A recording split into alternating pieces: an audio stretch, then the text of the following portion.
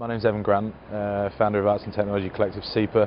We're very active in the area of immersive technologies on a series of different levels. We're working a lot with education and with autistic children, looking at how we can use sensory technologies to help profile them, to help advance them. We also kind of operate as half R&D and half public facing. So we do some commercial brand projects which are about PR stunts or about consumer engagement, and they fund the R&D. So we develop our own hardware and software.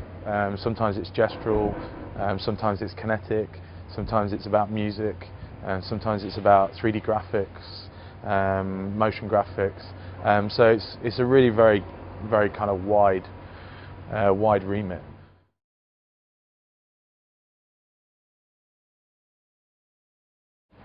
I think immersive technology could be used better in the future by there being wider understanding and more cross-disciplinary convergence. One of the issues at the moment, as with any kind of new technology, is it typically sits in the hands of the geeks, and most of the output is effectively what you could call like toys or tech demos or elaborated tech demos. So for me, I think immersive technology is going to get better when we have more of the narrative conventions that come from things like film and literature come back into it, but also deeper understanding in different disciplines. For example, you know, if we have the opportunity to work with an architect right at the planning stage, we can create an immersive environment with them. What typically happens at the moment, because it's in its infancy, is it gets brought in as almost like a plaster solution. You know, right at the last minute, someone's like, we need a wow, or we need to somehow make this better, we need to somehow advance it, and that kind of makes it suffer. So I think it's awareness, understanding of the possibilities, and more collaboration.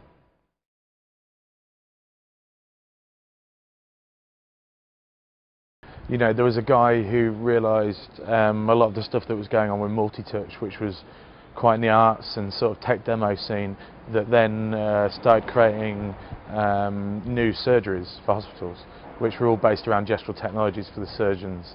That's a really great practical use of it, I think, a nice application. I think bringing gesture into mobiles and bringing tangible interfaces into mobiles is also good, because it's kind of advancing people. I think the same thing with gaming. These are really the kind of two leaders of this kind of area in a way, in terms of mass consumer understanding. So yeah, I think what gaming's doing is quite interesting as well, because it is making it more real, it's making it more accessible. You've now for the first time probably got your gran and your mum playing computer games, whereas they probably never did before. So I think that's a really good example as well. I mean, a big one for me that's really close to home is education, and I'm involved a lot with education at the moment with TED and different initiatives, and specifically autism, which I already mentioned. What we're doing is we're going into schools, we're doing workshops, we're showcasing and letting them get hands-on with different technologies. So everything from, allowing them to paint just by moving their hands, to allowing them to create music by hitting things or by using their voice, right down to things that allow them to actually control an entire environment to get it to a point that they're happy. So some kids can't handle sound, so we allow them to take all sound out, but then they might be more visually aware, so they can bring more visual stimuli in. So it's about sensory profiling to empower them, but then the outcome of that moving forwards is then to develop things specifically for them. The idea is to have these kind of almost like aware technologies that contextualize to the people, but then they kind of urge them to develop their own skills through these kind of really immersive rewards, basically.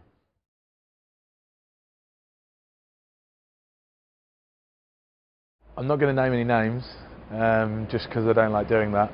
I would really like to see architects, and I would also really like to see biologists, people like, what's the actual word I'm looking for? Biotechnicians almost. So I think there's a really interesting space around, the really interesting discussion around the real world in very traditional senses. Instead of trying to reinvent everything, we have to evolve everything. So I think there's an amazing discussion to be had with architects and with scientists and artists, I guess, to you know, to see how that should move forwards and how the world should look in the future.